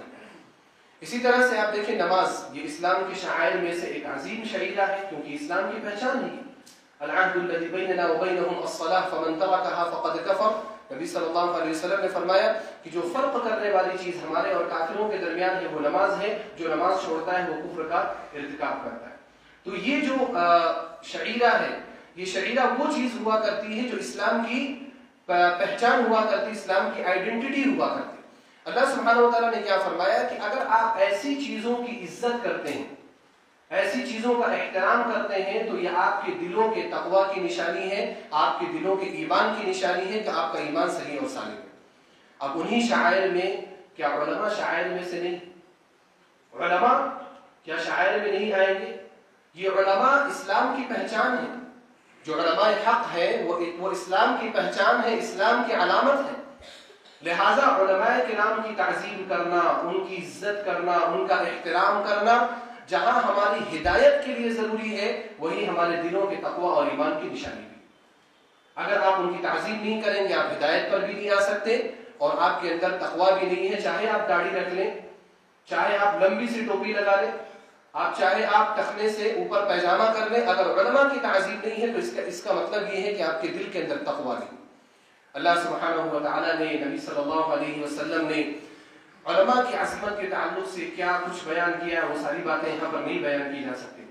میں چند باتیں رکھنا چاہتا ہوں، مختصر طور پر رکھنا چاہتا ہوں۔ سنن ابو داؤد کی ایک روایت ہے، بڑی مشہور روایت، آپ سب جانتے ہیں، حضرت ابو درداء رضی اللہ تعالیٰ عنہ نے فرمایا کہ اللہ کے رسول صلی اللہ علیہ وسلم نے فرمایا ان العلماء ورثۃ الانبیاء، یہ علماء جو ہیں یہ انبیاء کے وارث ہیں۔ وان الانبیاء لم یورثوا دینارا ولا درہما، اور یہ جو انبیاء ہیں، یہ انبیاء کرام اگر وارث کسی کو بنا کر کے جاتے ہیں، وہ اپنی مال کا، اپنی جائیداد کا، اپنی پراپرٹی کا وارث بنا کے نہیں جاتے۔ وَإِنَّ الْأَنْبِيَاءَ لَمْ يُوَرِّثُوا دِينَارًا وَلَا دِرْهَمًا، وہ ایک دینار کا وارث بنا کے نہیں جاتے، ایک درہم کا بھی وارث بنا کر کے نہیں جاتے۔ حضرت ابوبکر صدیق رضی اللہ تعالیٰ عنہ نے اسی وجہ سے تو حضرت فاطمہ رضی اللہ تعالیٰ عنہ کو نہیں دیا تھا۔ نبی صلی اللہ علیہ وسلم کے ترکے میں سے وہ اختلاف ہوا، وہ شدید اختلاف ہوا، آپ سب جانتے ہیں۔ کیوں نہیں دیا؟ کیونکہ نبی کے مال کا وارث نہیں ہوا جاتا، نبی کی حکمت کا وارث ہوا جاتا، نبی کے علم کا وارث ہوا جاتا۔ وَإِنَّ الْأَنْبِيَاءَ لَمْ يُوَرِّثُوا دِينَارًا وَلَا دِرْهَمًا وَإِنَّمَا وَرَّثُوا الْعِلْمَ، اگر وہ کسی چیز کا وارث بنا کے جاتے ہیں تو وہ علم ہے۔ فَمَنْ أَخَذَهُ أَخَذَ بِحَظٍ وَافِرٍ، نبی صلی اللہ علیہ وسلم نے کیا فرمایا؟ کوئی شخص اگر علم حاصل کر لیتا ہے تو پھر اب اس کو کسی چیز کی ضرورت نہیں، سب کچھ آ گیا اس میں۔ آپ مال کی فکر میں ہیں، آپ دولت کی، آپ جائیداد کی فکر میں ہیں، آپ عہدے اور مناصب کی فکر میں ہیں، آپ علم کی فکر میں رہیے۔ آپ نے علم اگر حاصل کر لیا تو آپ کو کسی بھی چیز کی چندہ ضرورت نہیں ہے۔ ابھی نبی صلی اللہ علیہ وسلم نے جو مقام دیا ہے علماء کو، یہ کہہ کر کے کہ یہ انبیاء کے وارثین ہیں، اتنا بڑا مقام ہے کہ اس کو ہم تصور نہیں کر سکتے۔ یہ بہت بڑا مقام ہے، لیکن افسوس کے ساتھ کہنا پڑتا ہے کہ جب اس طرح کی بات کہی جاتی ہے آج کے معاشرے میں کہ علماء انبیاء کے وارث ہیں، تو بہت سارے لوگ آج کل مذاق بناتے ہیں۔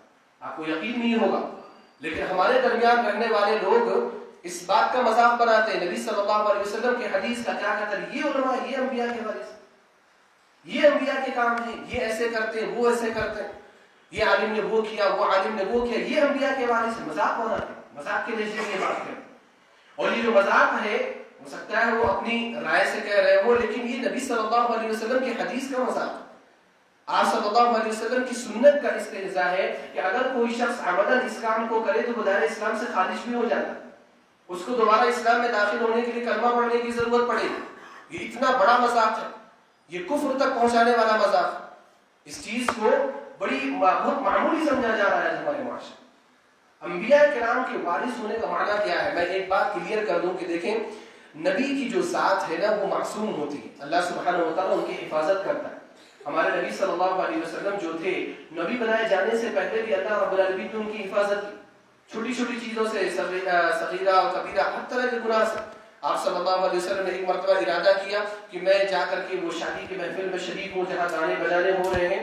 اللہ سبحانہ و تعالیٰ نے ان کو ایسی نیند سلائی کہ آپ صبح سے پہلے اٹھے نہیں، وہ مجلس ختم ہو گئی، آپ اٹھ نہیں سکے، یہ حفاظت ہے۔ تو انبیاء کرام کی اللہ رب العالمین ایسی حفاظت کرتا ہے، لیکن یہ انبیاء کرام کے ساتھ خاص ہے، علماء کے ساتھ یہ چیز نہیں ہے۔ علماء کرام غلطی بھی کریں گے، علماء کرام گناہ بھی کریں گے، ان سے ممکن ہے بڑے بڑے گناہ بھی سرزد ہوں، اور ہوتے بھی ہیں۔ تو اگر ہم اس ناحیے سے ہم دیکھ رہے ہیں کہ انبیاء کے وارث ہیں کہ ان کے اعمال بالکل صاف اور ستھرے ہوں گے، وہ صغیرہ گناہوں سے بھی محفوظ ہوں گے، وہ کبیرہ گناہوں سے بھی محفوظ ہوں گے، تو اللہ رب العالمین نے نبی صلی اللہ علیہ وسلم کو جو علم دیا ہے اس علم کا یہ مطلب نہیں۔ نبی صلی اللہ علیہ وسلم نے جو علماء کو وارث کہا ہے انبیاء کا، اس کا یہ مطلب نہیں ہے۔ یہی منہج سلف ہے جس کی بات شیخ عبدالسلام مدنی حفظہ اللہ کہہ رہے ہیں، یہی صحیح سمجھنا ہے۔ انبیاء کے جو وارث ہیں علماء، وہ کس چیز میں وارث ہیں؟ آپ دیکھو انبیاء کرام کو جس مقصد کے لیے بھیجا گیا تھا، علماء کرام اس مقصد میں انبیاء کے وارث ہیں۔ انبیاء کرام کو جس مقصد کے لیے بھیجا گیا تھا، علماء اس مقصد میں انبیاء کے وارث ہیں۔ آپ عمومی طور پر تمام انبیاء کرام کو دیکھو، اللہ رب العالمین نے ان کو کس لیے بھیجا تھا؟ اللہ نے فرمایا کہ میں نے جتنے بھی انبیاء کرام کو بھیجا سب کی دعوت کیا تھی ہے، سب کا مقصد کیا تھا؟ اعبدوا اللہ واجتنبوا الطاغوت، اپنے قوم کے لوگوں کے پاس جاؤ اور کہو کہ اللہ کی عبادت کرو اور طاغوت کی عبادت سے بچو۔ توحید کا علم بلند کرنا، شرک کو اکھاڑ کر کے پھینک دینا، یہ انبیاء کرام کا مقصد تھا یا نہیں تھا؟ کیا یہ مقصد علماء حق پورا کر رہے ہیں یا نہیں کر رہے؟ کیا علماء حق توحید کی بات کو لوگوں کے سامنے پہنچا رہے ہیں یا نہیں پہنچا رہے؟ شرک اور شرک کے تمام اسباب اور مظاہر کے خلاف آواز بلند کر رہے ہیں یا نہیں کر رہے؟ علماء کرام یہ کام کر رہے ہیں۔ عمومی طور پر آپ دیکھیں، جو بھی انبیاء کرام تھے اپنی بستیوں کے اندر جو بھی وہاں برائی تھی، اگر کوئی بدفعلی کر رہا تھا، مرد سے خواہش پوری کر رہا تھا، اس کے خلاف انہوں نے آواز اٹھائی۔ اگر کوئی غش اور دھوکے کا کام کر رہا تھا، ڈنڈی مار رہا تھا، انبیاء کرام نے اس کے خلاف آواز اٹھائی۔ ہر نبی نے اپنے معاشرے میں ہونے والی غلطیوں اور فحاشیوں کے خلاف آواز اٹھائی۔ علماء کرام اور علماء حق یہ کام کر رہے ہیں یا نہیں کر رہے؟ آپ نبی صلی اللہ علیہ وسلم کی شخصیت کو آپ خاص طور پر دیکھیں۔ اللہ رب العالمین نے نبی صلی اللہ علیہ وسلم کو جن مقاصد کے لیے بھیجا، ان مقاصد کا تذکرہ قرآن میں کیا ہے۔ اللہ نے فرمایا ایک آیت کے اندر، لقد من اللہ علی المؤمنین اذ بعث فیہم رسولا من انفسہم، یہ اللہ کا احسان ہے علیہ ایمان کے اوپر کہ اللہ نے انہی میں سے ایک رسول بھیجا۔ وہ رسول کیا کرتا ہے؟ یتلو علیہم آیات، وہ لوگوں کے سامنے اللہ رب العالمین کی آیات کی تلاوت کرتا ہے۔ ویزکیہم، ان کے دلوں کو پاک کرتا ہے، صاف کرتا ہے۔ وَيُعَلِّمُهُمُ الْكِتَابَ وَالْحِكْمَةَ، انہیں کتاب سکھاتا ہے قرآن کریم، اور حکمت بھی سکھاتا ہے، یعنی احادیث کی بھی تعلیم دیتا ہے۔ یہ سارے کام علماء کرام کر رہے ہیں یا نہیں کر رہے؟ علماء کرام آپ کو قرآن سناتے ہیں یا نہیں سناتے؟ علماء کرام آپ کا تزکیہ کرنے کی کوشش کرتے ہیں یا نہیں کرتے؟ علماء کرام آپ کو احادیث پڑھ کر کے سکھاتے ہیں اور سناتے ہیں یا نہیں سناتے؟ آپ دیکھیں اللہ رب العالمین نے سورہ اعراف میں نبی صلی اللہ علیہ وسلم کے بھیجنے کا مقصد ذکر کیا۔ فرمایا يأمرهم بالمعروف وينهاهم عن المنكر ويحل لهم الطيبات ويحرم عليهم الخبائث، یہ نبی جو تمہارے درمیان ہے یہ تمہیں بھلائی کا حکم دیتے ہیں، یہ تمہیں برائی سے منع کرتے ہیں، تمہارے لیے پاکیزہ چیزوں کو حلال قرار دیتے ہیں، تمہارے لیے خبیث چیزوں کو حرام قرار دیتے ہیں۔ وَيَضَعُ عَنْهُمْ إِصْرَهُمْ وَالْأَغْلَالَ الَّتِي كَانَتْ عَلَيْهِمْ، وہ بوجھ اور وہ مشقتیں جو تم نے اپنے کندھوں کے اوپر رکھ لیے تھے، یہ نبی ان بوجھ اور ان مشقتوں کو اتارنے کے لیے آیا۔ یہ علماء حق یہ کام کرتے ہیں یا نہیں کرتے؟ بھلائی کا حکم آپ کو دیتے ہیں یا نہیں؟ آپ کوئی غلط کام کر رہے ہو منع کرتے ہیں یا نہیں؟ آپ کے لیے حلال چیزوں کی وضاحتیں کرتے ہیں کہ نہیں؟ حرام چیزوں کو بیان کرتے ہیں یا نہیں؟ آپ نے شادی بیاہ میں اور اس کے علاوہ مختلف جگہوں پر جو رسومات اور جو رواج آپ نے اپنے کندھوں کے اوپر ڈال لیے، کیا علماء کرام اس کے خلاف آواز اٹھاتے ہیں یا نہیں اٹھاتے؟ یہ مفہوم ہے، یہ معنی ہے، اور یہ صحیح سمجھ ہے کس بات کی کہ علماء انبیاء کرام کے وارث ہیں، ان چیزوں میں وارث ہیں۔ علماء کرام غلط ہو سکتے ہیں، علماء کرام سے بھی غلطی ہو سکتی ہے، وہ معصوم نہیں ہے، لیکن اللہ رب العالمین نے جس مقصد کے لیے انبیاء کرام کو بھیجا تھا اس مقصد کو آگے لے کر کے جانے والے اگر کوئی جماعت ہے تو وہ علماء کی جماعت ہے۔ اگر علماء کی جماعت یہ کام کر رہی ہے تو وہ ہمارے لیے قابل احترام ہونی چاہیے یا نہیں ہونی چاہیے؟ وہ قابل عظمت ہونی چاہیے یا نہیں ہونی چاہیے؟ بالکل ہونی چاہیے۔ میرے بھائی اور دوستوں، میں بہت ساری چیزیں لکھ کر کے لایا تھا، لیکن میں ساری چیزیں نہیں رکھوں گا۔ یہاں ایک اور اہم بات میں آپ کے سامنے رکھتا ہوں کہ ہم سارے لوگ جو ہے آج کے زمانے میں منہج کی بات بہت کرتے ہیں، منہج کی بات بہت کرتے ہیں ہم، اور سارے اہل حدیثوں کو مخاطب کر کے کہہ رہا ہوں کہ ہم لوگ الحمدللہ بڑی اچھی بات ہے، منہج کی بات کرنا بڑی اچھی بات ہے، لیکن منہج کو سمجھ کر کے اس پر عمل کرنا ضروری۔ زبانی دعوت لا الہ الا اللہ کبھی کافی نہیں ہوگا، منہج کا دعوت تو بہت دور کی بات ہے۔ آپ زبانی طور پر اگر لا الہ الا اللہ کہہ رہے ہیں وہ آپ کے لیے فائدہ مند ہو سکتا ہے، نہیں ہو سکتا ہے۔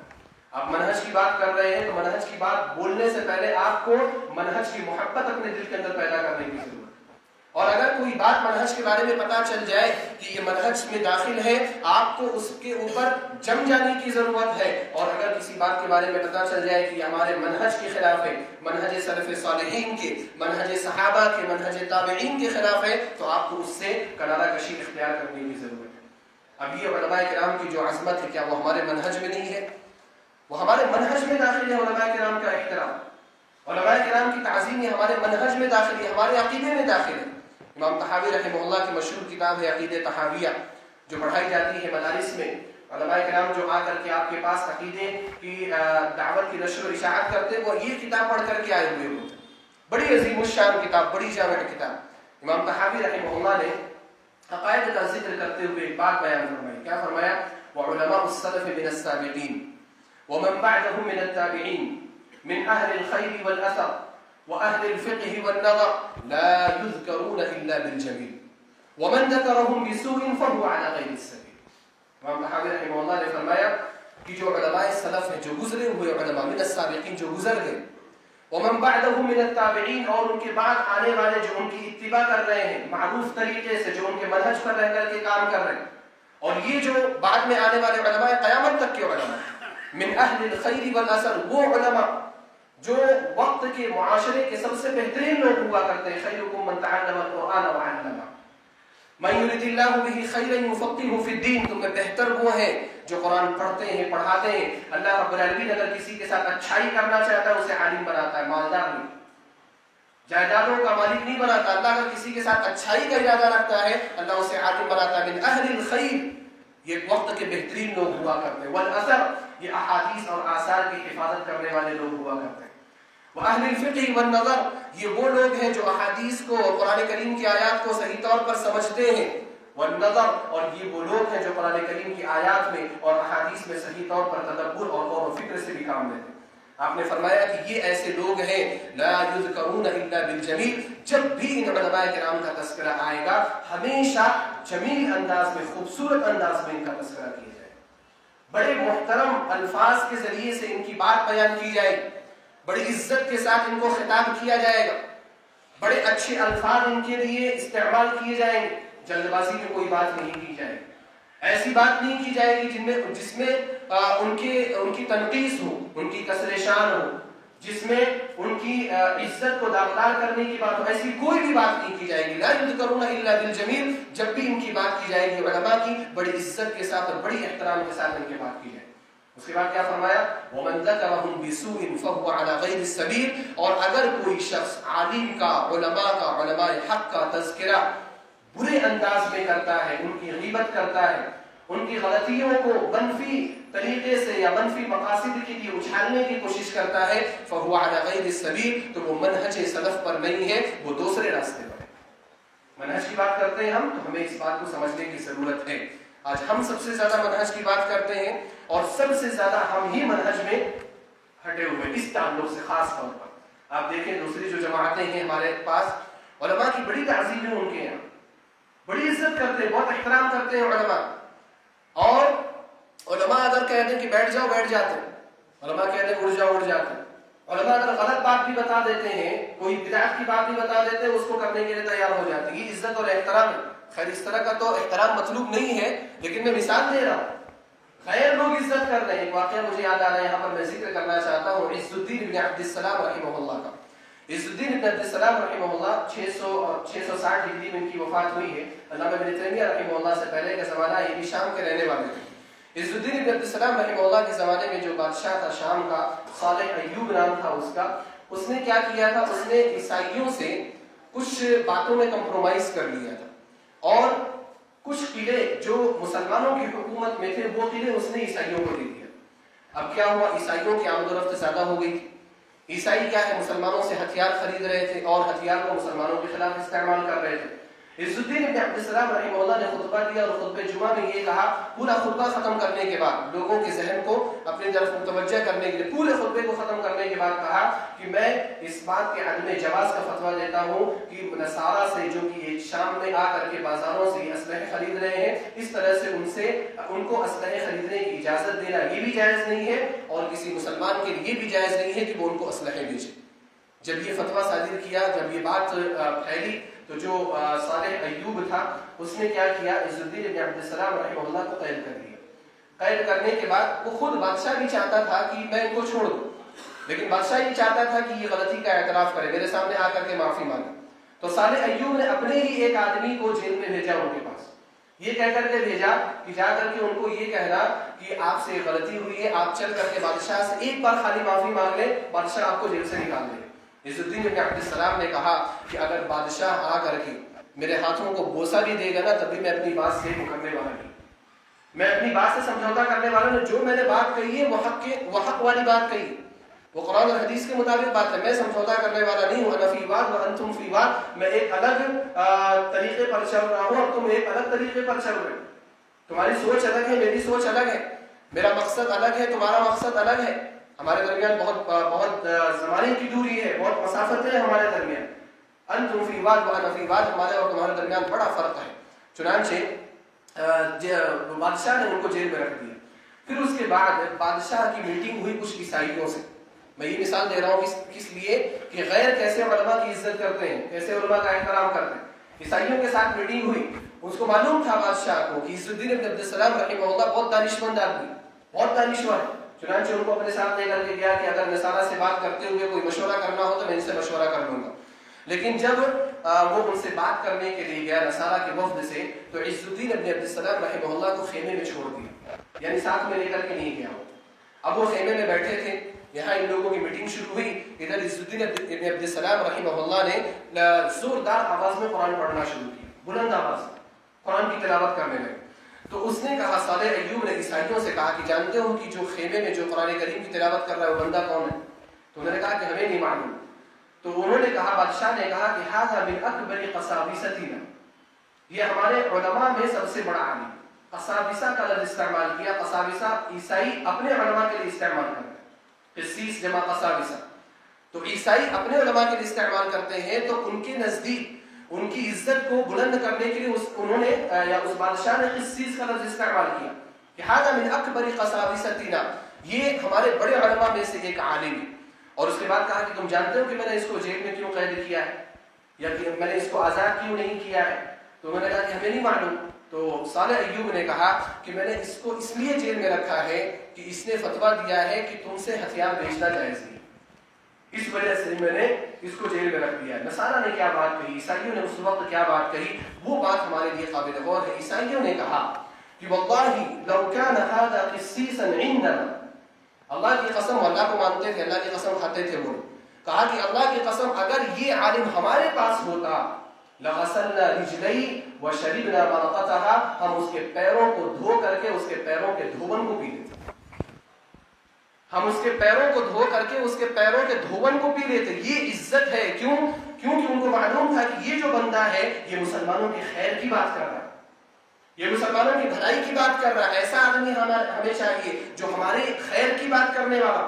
اگر یہ ہمارے پاس ہوتا تو ہم اس کے ساتھ یہ معاملہ کرتے. یہ غیروں کے یہاں علماء کی عزت ہے. لیکن ہمارے یہاں ہر شخص کو ہم نے اپنے جوتے کی نوک پر رکھا ہوا. ہر شخص کے بارے میں بات کرنا ہم اپنے لیے جائز سمجھتے ہیں، جائز کیا بلکہ واجب اور فرض سمجھتے ہیں.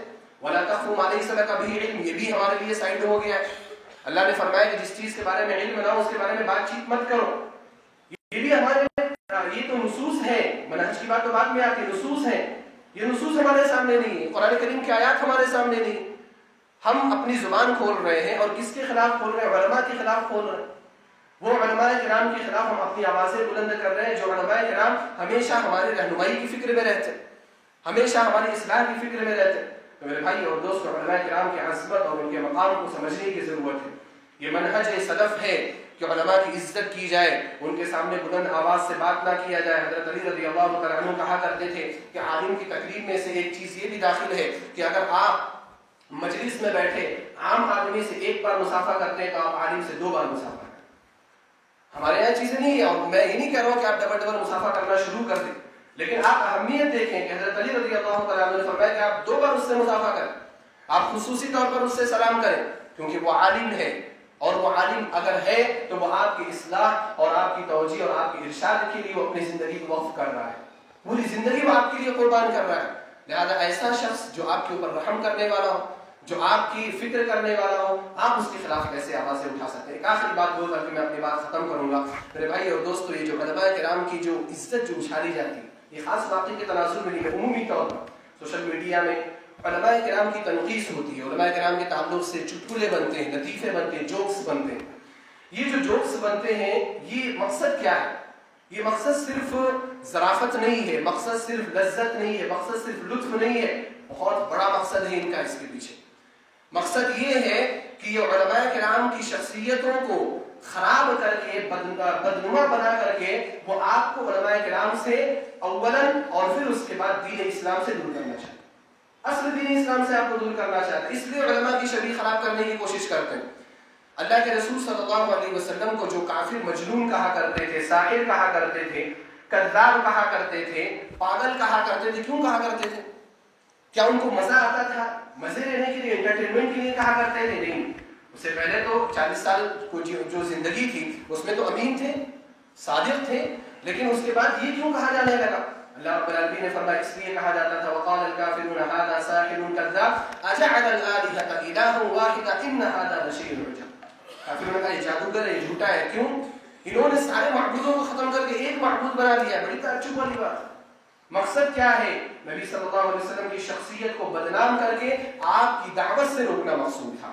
جو ولید بن مغیرہ کا جو اس کی جو میٹنگ ہوئی تھی، جب نبی صلی اللہ علیہ وسلم نے کھلی دعوت کا آغاز کیا تھا، اس وقت جو میٹنگ اس نے کی تھی کہ ان کے بارے میں ہم لوگوں کو کیا کہیں گے، تو مقصد کیا تھا وہاں پر ظاہر کیا گیا تھا کہ حج کے لیے جو قافلے آ رہے ہیں، عرب کے جو قبائل آ رہے ہیں، یہ محمد صلی اللہ علیہ وسلم کی بات سنیں گے، ان کی بات کو سننے سے روکنا ہے، ان کے قریب جانے سے روکنا ہے۔ اس کے لیے ہم کیا کر سکتے ہیں؟ لوگوں کو کیا بولیں گے؟ کسی نے کہا مجنون کہیں گے، کسی نے کہا جادوگر کہیں گے، کسی نے کہا دیوانہ کہیں گے، کسی نے کچھ، لیکن ان کی اتفاق رائے کسی بات پر نہیں ہو پا رہی تھی، تو اس نے خود کہا کہ جادوگر ہی کہیں گے، جادوگر سے بہتر کوئی بات سمجھ میں نہیں آتی۔ مقصد کیا تھا؟ آپ دیکھیے یہاں پر مقصد یہ تھا کہ محمد صلی اللہ علیہ وسلم کی بات سے لوگوں کو دور کرنا، آپ کی شخصیت سے لوگوں کو دور کیا جائے۔ تو علماء کرام کی جو توہین ہوتی ہے، علماء کرام کی جو تنقید ہوتی ہے، ان کے خلاف جو لطیفے بنتے ہیں، ان کا جو مذاق بنایا جاتا ہے، اس کا ایک ہی واحد مقصد ہے، اور وہ مقصد کیا ہے کہ دین اسلام، جس کے بارے میں شیخ عبدالہادی مدنی حفظہ اللہ نے کہا سب سے تیزی سے پھیلنے والا دین ہے، اس دین سے ہمیں اور آپ کو روکا جائے۔ تو لہذا اگر ہمیں دین کی محبت ہے، دین کی غیرت ہے، تو ہمیں علماء کرام کی محبت بھی اپنے دلوں کے اندر پیدا کرنا ضروری ہے۔ اللہ سبحانہ و تعالیٰ سے میں دعا کرتا ہوں کہ الہ العالمین تو ہمیں علماء کرام سے محبت کرنے کی توفیق عطا فرما، الہ العالمین تو ہمیں ان سے خاطر خواہ استفادہ کرنے کی توفیق عطا فرما، الہ العالمین علماء حق اور کبار علماء کا سایہ تعدیر ہم پر باقی فرما، تاکہ ہم ان کے علم سے اور ان کی تربیت سے استفادہ کر سکیں۔ الہ العالمین تو ہمیں بھی علم حاصل کرنے والا بنا، الہ العالمین تو ہمیں بھی علم سکھانے والا بنا، الہ العالمین اگر ہم علم حاصل کرنے والا نہ بن سکے، علم سکھانے والا نہ بن سکے، تو کم از کم علم سے محبت کرنے والا بنا، اور علم اور علم سے نفرت کرنے والا نہ بنا۔ آمین۔ وآخر دعوانا الحمد للہ رب العالمین، والسلام علیکم ورحمۃ اللہ وبرکاتہ۔